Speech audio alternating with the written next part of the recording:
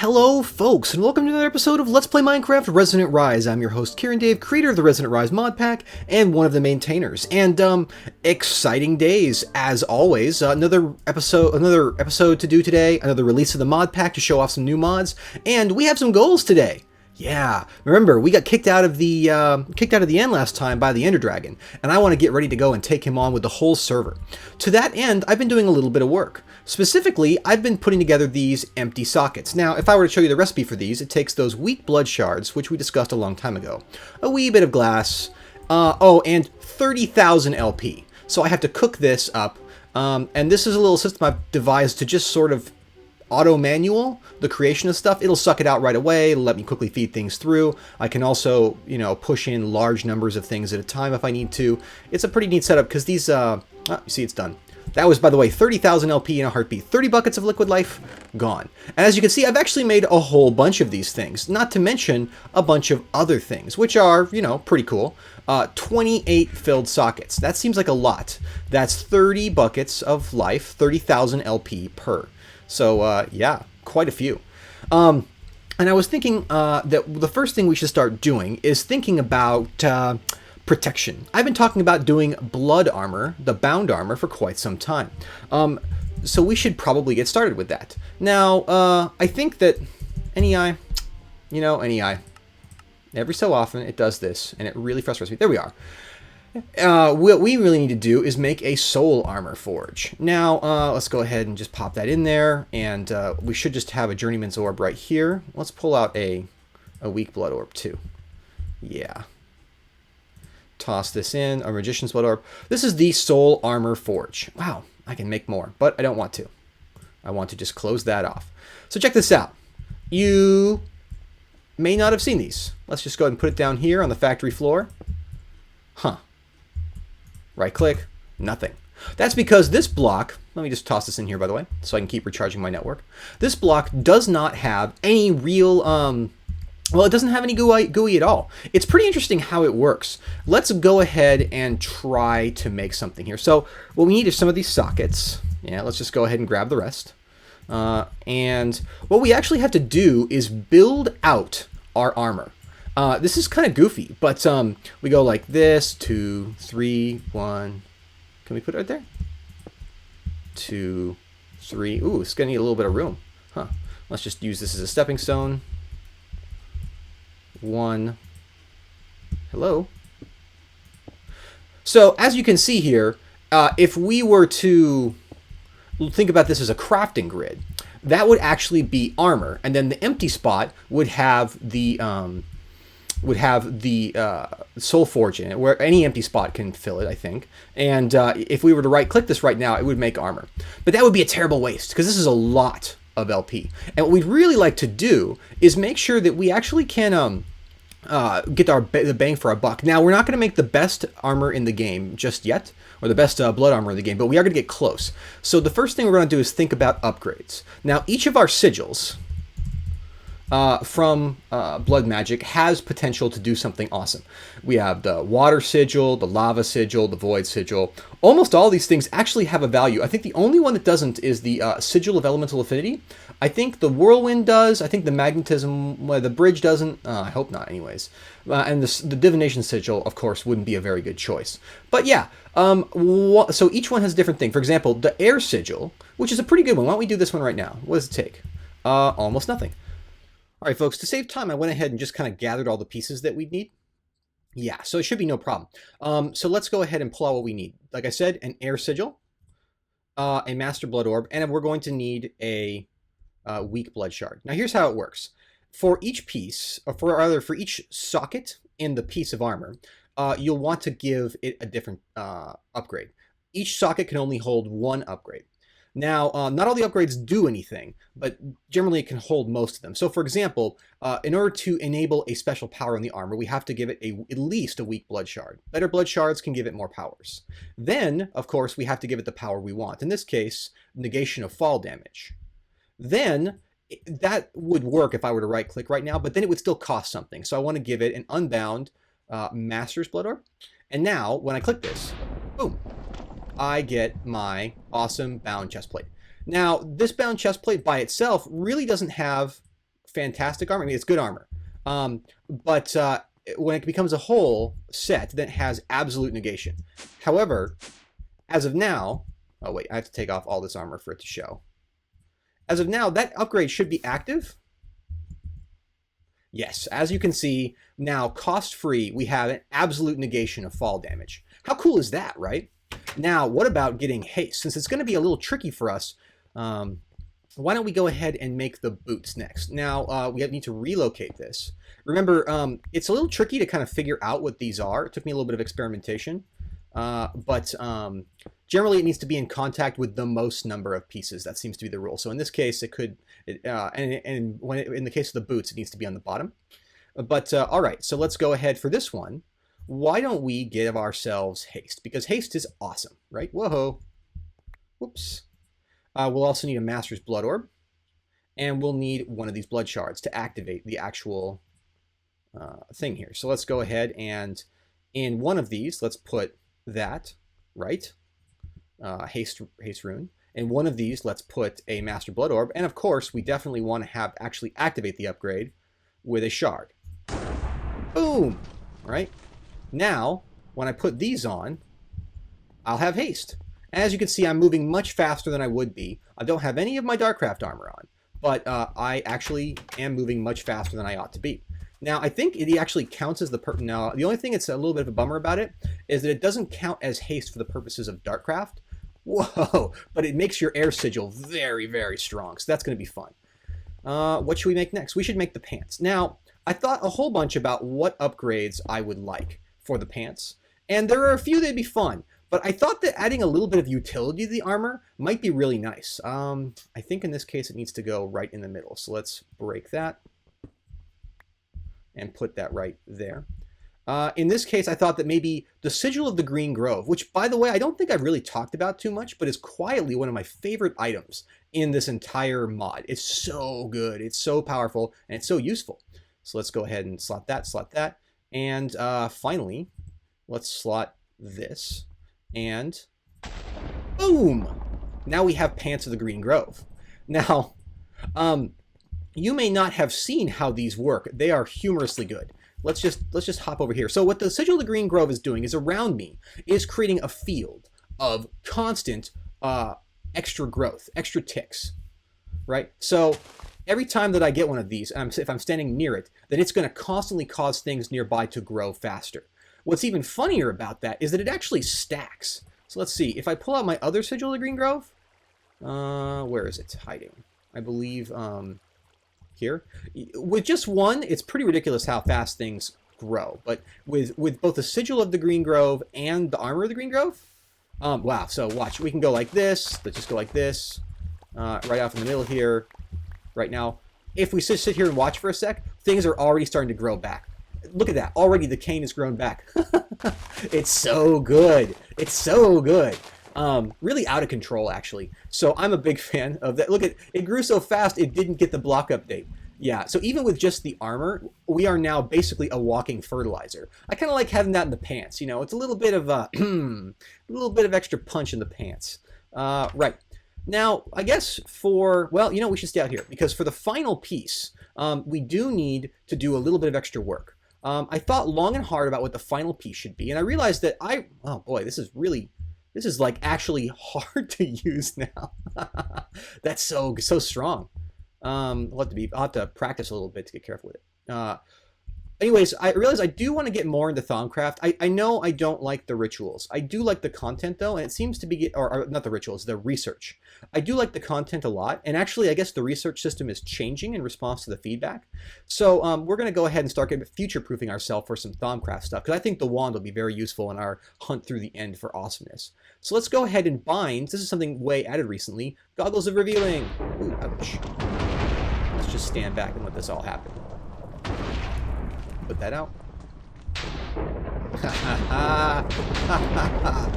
Yes. Where are they? Where'd they go?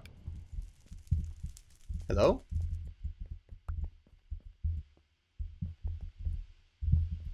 Do I need to go make another pair? Man, this is the problem. with that ritual. Sometimes the lightning strikes and it blows up your thing. I mean, I get that this is supposed to be a hard mode mod, but what the heck? Let me just look around and see if maybe they're hiding somewhere. Could they be? Ugh. Hold on a sec. I'm gonna go get another pair of goggles. All right, folks, so I had a spare pair, and I was almost broken, so I tossed it in my trusty Arcane Reconstructor from ours, and now we're all set for another round. I had to wait a little bit for it to work, because even with charge focuses, it's not the fastest. Whoa! God, that's fast.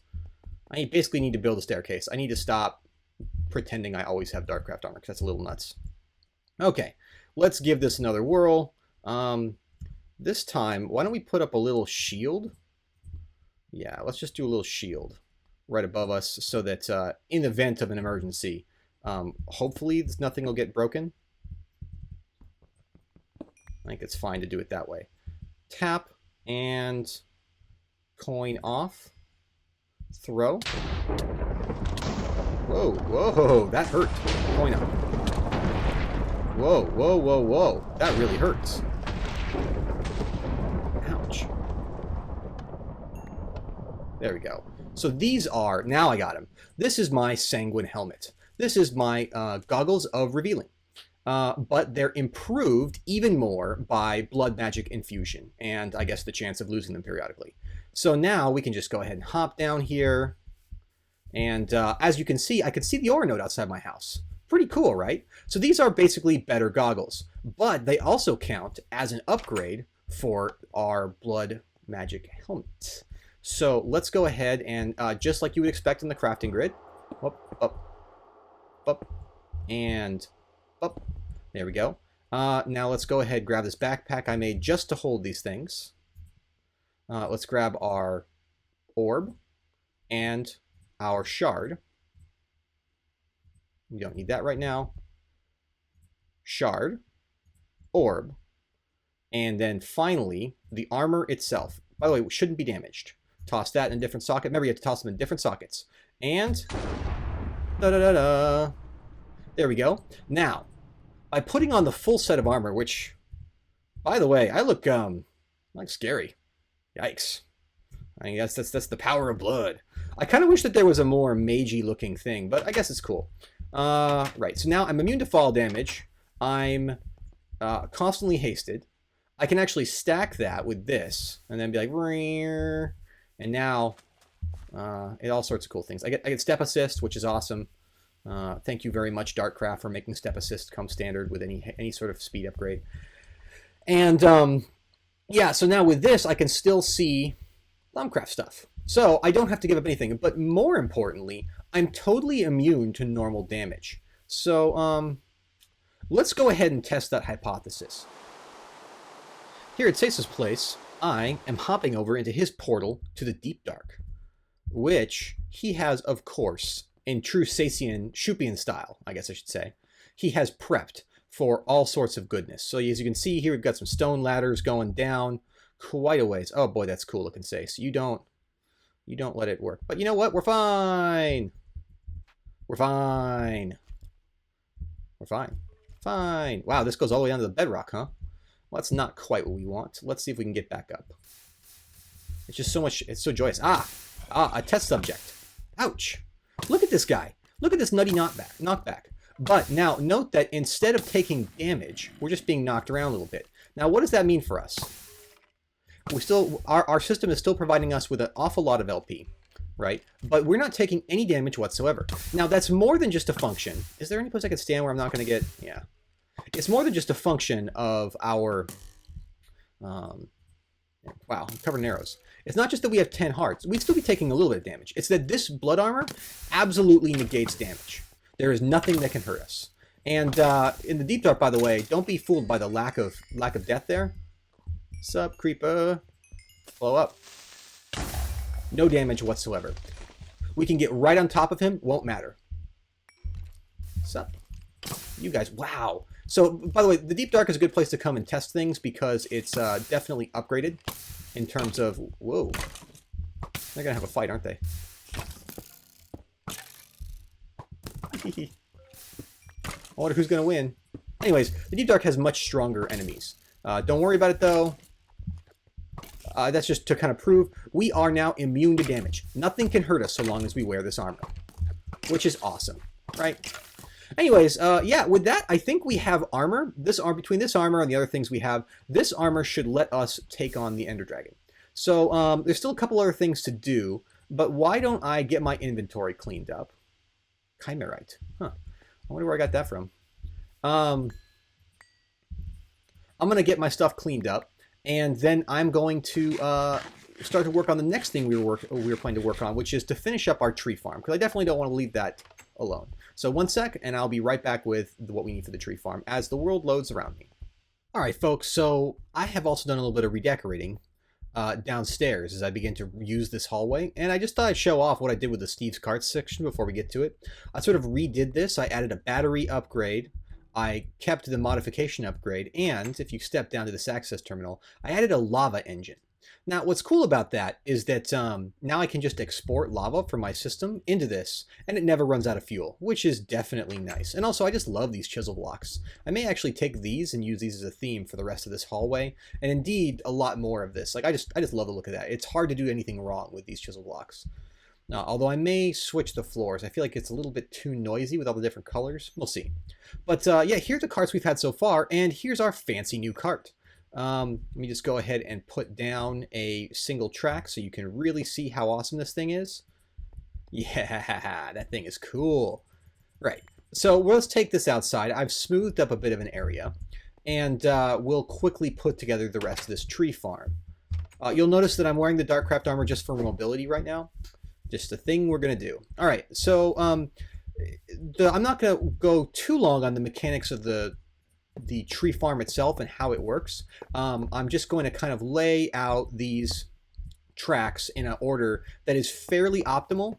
It's not the most, and we may eventually redo this, but it is worth noting that yeah, I should have counted this out a little bit more carefully. It's actually been pretty challenging on the server lately. We've been having those packet loss problems I've been talking about, and they have been hammering us. It's been really tough, but I think that we'll have it sorted soon. And then let's see, we go like this. Of course, we want a little bit there. Right, so what I'm going to do is go ahead and lay this track out. As you can see, we've got two spaces here so that we can have saplings on either side. And then I'm going to make one long line loop back around. And it will not have any. So this should be plenty, I think. Yeah. It will not have any thing underneath it. And once we've got that, well then we'll continue. So give me just a sec to finish laying the track. This should be more than enough for our needs. And yeah, and then we'll get started. All right, folks. So here I am. I built a little kind of atrium-like structure that I may expand upon a little bit. And pretty much the same exact thing with one exception to what we had with the mining system. Let's go ahead and take a look at this guy really quick. He is busy charging up from the sun. Now, unlike my previous system, I have a power observer in this.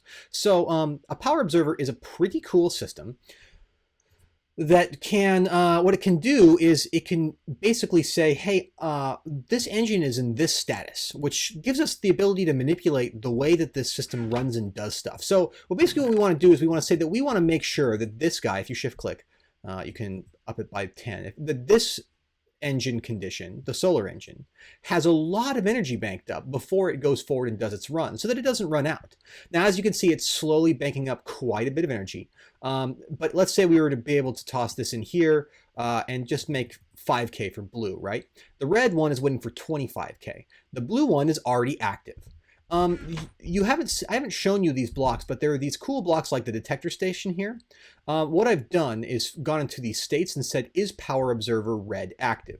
Now the detector station here will basically freeze up and say, no, I'm not going to let anyone pass until they have actually met the threshold for the power observer. So let's go ahead and turn this guy on. Nothing will stop him, and he'll just go cruising right through, right? Just no problem, cruising. When he hits the station, he's actually going to freeze in place because by now the power observer red has not actually done its thing. So, and freeze. Now, what he's waiting for is to obtain 25,000 power, which he will do pretty much indefinitely. Then we're just going to have the exact same kind of dump out system that we have here, where things are just going to get sucked out of the cart. We're going to say grab the storage slots into the distributor from, well, actually, it'd be a lot easier for us if we were to just go ahead and put this on the side, huh? Yeah, we'll do it that way. That's right. I remember now. I always think I can get away with it, and it's just not worth the effort to do it that way. So let's go ahead and put that. No, let's. Whoa, it's so fast. Toss that there, and then here's the external distributor which we will use. We will put this right here, and we'll note we have the yellow side, and there's the external distributor. I will, off camera, finish up the piping. It's very, very simple. But basically what we're going to do is we're going to tell this guy, first of all, we're going to give him some saplings, right? And then we're going to say, on the yellow side, go into the distributor from basically the whole cart, I think. Since he doesn't have, yeah, all slots. And because he doesn't have any fancy stuff, he doesn't have any fancy problems with, let's say, well, he doesn't have like a fuel, for example. We can get away with that, no problem. So let's just go ahead and break him. I know that we're going to lose his power, but that's okay, because I do want him to actually go this way. So there you go, dude. You're going that way. And here, have some saplings. Now, because he has the exotic upgrade, he can actually handle rubber tree saplings too. So we're gonna, I think anyway. So we're gonna toss those in, and he'll just handle a variety, and it won't really necessarily matter. So yay! Look at him go. He actually plants pretty fast. It's neat to watch. And now, when he comes in, he's first gonna dump his contents, and then he's going to charge up and make sure he has lots of power. And if it's nighttime, well then, he's not going to do anything at all, which is just fine as far as we're concerned. We want to make sure that this guy never runs out of power. Now, I'm not sure if 25k is actually the right amount of power. It's a lot of power. I mean, it takes like fully 6 or 7 minutes for it to build that up. And this thing can basically run on its own indefinitely with the solar engine.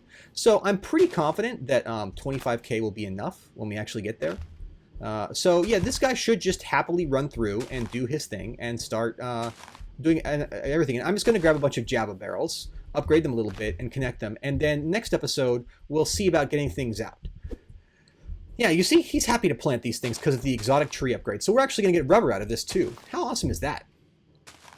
I think it's pretty awesome. I wonder if we could, let's see, for some weird reason, there we go, reading next finger. Let's go ahead and make one of these grow. He's going to go in and do his thing. Can we make you grow? There we go. Yay, come on, do it. Do it. Do it. Come on, green index finger, you're ridiculous. Anyways, so as you can see, now he's in there, and he's busy charging up, using the power of the sun, and it's going to be quite a while. Now, obviously, his settings got broken, so right now, the system can never, ever be active. That was what I was waiting for. So let's go ahead, let's say 10K to start, and then I'll see if he needs more. So we just drag that in there. And yeah, folks, with that, I'd like to thank you very much for joining me for today's episode. If you like what you've seen, please leave a comment, please subscribe, please do any of those things that people do. Next episode, we will probably get a little bit closer to going to the end. I'm trying to arrange something with all the server members. So that should be, you know, fun. We'll see if we can get at very least Echo and Bevo in all at once. And we'll also work on making an actual cart. Is it nighttime? Why are you turning off your buddy? That's no fun. I'm gonna go sleep tonight. But yes, so I definitely like subscribes. I like likes. I like even more if you guys comment. So please comment. I can only sleep at night. What is going on? Until then, thank you very much for joining me. I had a great time. I hope you had a great time too. And I will see you all next time, hopefully with a ton of wood in tow, ready to show off the efficaciousness of this system. Because I'm pretty excited about it. And we'll probably toss some forest trees in there too. I think it'll be fun. We'll have a ton of them. They'll be super cool. And yeah, this system probably will probably will see us on pretty much forever. This will be the last tree farm system that we built. So folks, with that, I'm going to end the episode. Thank you very much for joining me. I hope to see you next time.